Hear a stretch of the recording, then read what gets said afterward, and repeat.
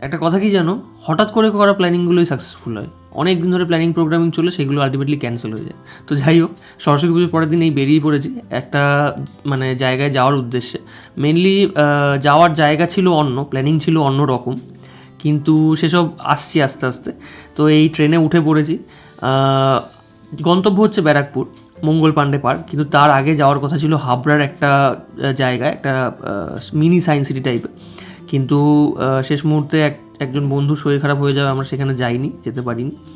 Last মোমেন্টে plan হলো ব্যারাকপুরে যাই, ব্যারাকপুরে মঙ্গল পাণ্ডে পার্কটা দেখে আসি, আর সাথে দাদা বৌদির বিরিয়ানি তো আছেই। যদিও দাদা বৌদির বিরিয়ানিটা আমি এর মধ্যে দেবো না, ওটার আলাদা একটা ভিডিও দেবো। তো এই ব্যারাকপুর স্টেশনে পৌঁছে গেছি। ব্যারাকপুর স্টেশনের বাইরে একটা পুজো হচ্ছিলো, মানে আগের দিন সরস্বতী পুজো ছিল বললাম। তো যাই হোক, অটো করে বেরিয়ে পড়েছি মঙ্গল পাণ্ডের পার্কের যাওয়ার উদ্দেশ্যে। তো ভাড়া মোটামুটি পার হেড 20 টাকা করে নিয়েছিল। আমরা কিন্তু টোটোয় উঠেছিলাম, হয়তো অটোও যায়, আমরা খোঁজ করিনি। টোটো ভাড়া 20 টাকা করে। ওই যেতে মোটামুটি 20 মিনিট মতো হয়তো সময় লাগবে, 15 থেকে 20 মিনিট, ঠিক আছে। তো জায়গাটা কিন্তু এর আগে মানে ব্যারাকপুরে আমি অনেকবারই এসেছি, কিন্তু এতটা এক্সপ্লোর করা হয়নি ব্যারাকপুর। এরপরে যে জায়গাটাতে নিয়ে যাবে, মানে জায়গাটা খুবই সুন্দর। আমি সেটা ভিডিওর মধ্যে রেখেছি। এই যে জায়গাটা, মানে দুদিকে এরকম গাছ, এরকম জঙ্গল টাইপের, প্রচুর গাছ, আর মাঝখান দিয়ে এরকম মোটা বড় রাস্তা, চওড়া রাস্তা, ঠিক আছে। এবার বেশ একটা মানে হাইওয়ে ফিলিং আসবে।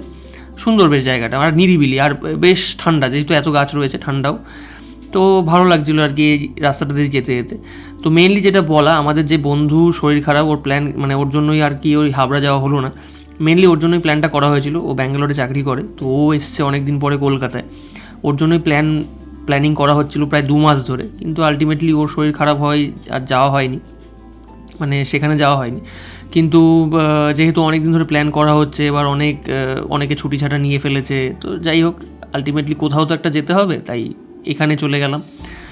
মঙ্গল পাণ্ডে পার্কটাও আমাদের একটা অপশানে ছিল, কিন্তু সেটা আলটিমেটলি ক্যান্সেল হয়ে গেছিলো। যাই হোক, আলটিমেটলি মঙ্গল পাণ্ডে পার্কেই যাওয়া হলো।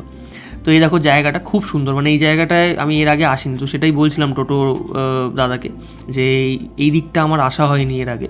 খুব সুন্দর জায়গাটা, আর ওদিকে গঙ্গা রয়েছে, মানে একটা অন্যরকম একটা শান্তিনিকেতন ফিল আসছিলো আর কি এই জায়গাটাতে যেতে যেতে। আমার বন্ধুরাও সেগুলো বলছিল আর কি। তো এই মঙ্গল পাণ্ডে পার্কের সামনে চলে এসেছি, টোটো থেকে নেমে পড়েছি। এর এন্ট্রি টিকিট কিন্তু 50 টাকা করে, ঠিক আছে। আগে হয়তো কম ছিল, আমি অনেকের কাছে শুনেছি কম ছিল, জানি না আমি ঠিক। তো আগে যাই থাকুক, এখন কিন্তু 50 টাকা করে হয়ে গেছে। এই যে মঙ্গল পাণ্ডে পার্ক, ব্যারাকপুর। তো আমি বলবো মানে টিকিটের প্রাইস অনুযায়ী ভেতরে কিন্তু সেরকম কিছুই নেই। আমি বলছি সব ডিটেলে আস্তে আস্তে, পার্কেরই বর্ণনা দেবো। এটা পুরো পার্কটা নিয়েই, পার্কে আমরা মানে কী করলাম সেই সব নিয়েই আর কি পুরো ভিডিওটা। তো এখানে পার্কে ঢুকে কী করা যাবে, কী করা যাবে না, কটায় টাইম, কী হ্যান ত্যান সমস্ত নিয়মাবলী এখানে লেখা রয়েছে।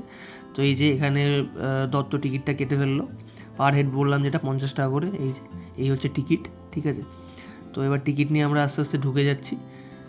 তো ভালো নিরিবিলি জায়গা, অনেকটা বড় এরিয়া, মোটামুটি ঠিকই আছে। তবে 50 টাকা করে যেহেতু টিকিট, আমার মনে হয়েছে মেনটেন্সের বড়ই অভাব, মানে আরও ভালো করে এটাকে মেনটেন করা যায়। এই যে এত রাইডস রয়েছে, সব বাচ্চাদের রাইডস, বড়রাও চড়তে পারে, অসুবিধা নেই, কারণ যেহেতু বড়রাও ঢুকছে।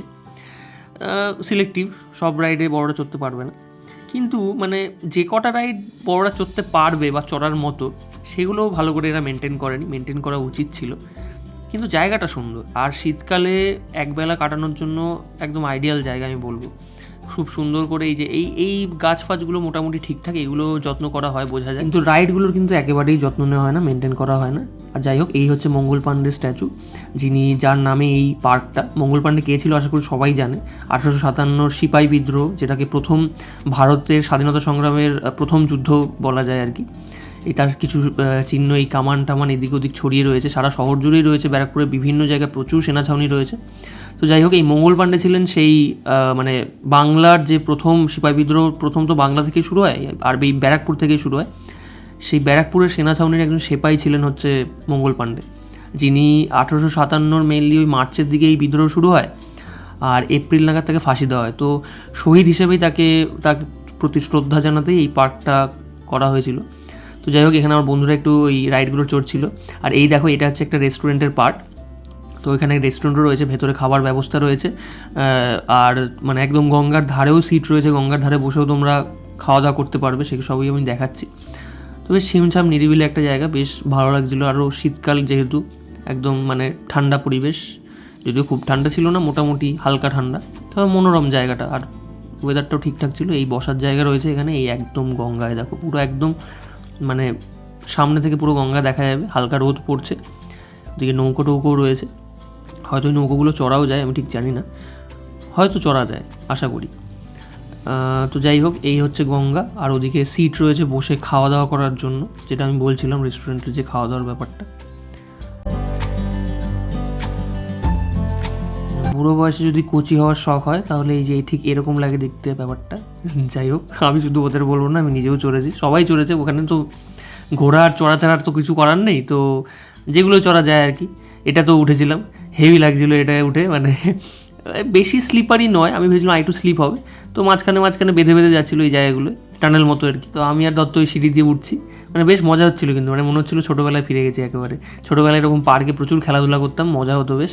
মানে অবশ্যই বাড়িতে থাকলে অতটা মানে পার্কে যাওয়া হতো না, কারণ আমাদের এদিকে বেশি পার্ক ছিলও না, আর বাড়িতে থাকলে মা যেতেও দিত না খুব একটা। মা বাড়ি গেলে প্রচুর এরকম পার্কে ফার্কে যাওয়া হতো, খেলাও হতো। তো যাই হোক, এবার পার্কটা একটু ঘুরে দেখি, তোমরাও দেখো।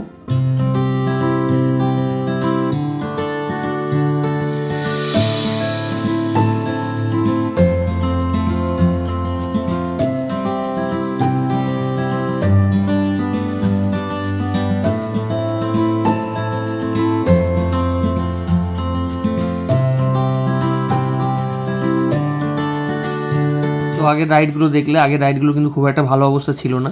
যাই হোক, দোলনা টোলনাগুলো মোটামুটি ঠিক ছিল, তাও কিছু কিছু জায়গায় নড়বড় করছে কিছু কিছু দোলনা। এই গাছটা বেশ, মানে গাছটার নিচটা বেশ একটা বসার জায়গার মতো রয়েছে, অনেকেই বসেছিল এখানে। আর ওই যে সুইমিং পুলটা দেখা গেল, সুইমিং পুল রয়েছে কিন্তু জল নেই। তো যাই হোক, জায়গাটার মেনটেন্যান্সের বড়ই অভাব, এই পাতা ফাতা পড়ে রয়েছে, সেটা হতেই পারে, শীতকাল পাতা পড়ারই সময়, কিন্তু তবুও মনে হলো যে সকালে ঝাড়টাও বোধহয় ঠিকঠাক পড়েনি। আর এই জায়গাটাই যে গেট দিয়ে, এই সিঁড়ি দিয়ে যখন নেমে আমি এই গেট দিয়ে বেরোচ্ছিলাম, আমার সিরিয়াসলি সেই ফেলুদার গল্পের কথা মনে পড়ছিল, জাহাঙ্গীরের স্বর্ণমুদ্রার গল্পে যে অমরাবতীর কথা বলা হয়েছে, এটাও কিন্তু এই ব্যারাকপুরেরই ছিল। তো এরকম সিঁড়ি দিয়ে নেমে রোজ পিসি ঠাকুরন স্নান করতে যেত গঙ্গায় ভোরবেলা, তো আমার সেই মানে সময়টার কথা মনে পড়ছিল, এই সিঁড়ি দিয়ে নামতাম, তো অমরাবতীর কথা মনে পড়ছিল আর কি। তো যাই হোক, এখানে আমরা একটু দাঁড়িয়ে কিছু ছবি টবি তুললাম। তো জায়গাটা বেশ ভালো ওভারঅল, কিন্তু ওই রাইডসগুলো বাদ দিয়ে মেনটেন্সের একটু অভাব। এমনি কিন্তু পিকনিক টিকনিক করার জন্য যদি আসা যায়, মানে খাবার টাবার তৈরি করে এখানে এসে বসে খাওয়ার, এটা ভালো লাগবে, এটা একটা মজা লাগবে, মানে ঠিকঠাক।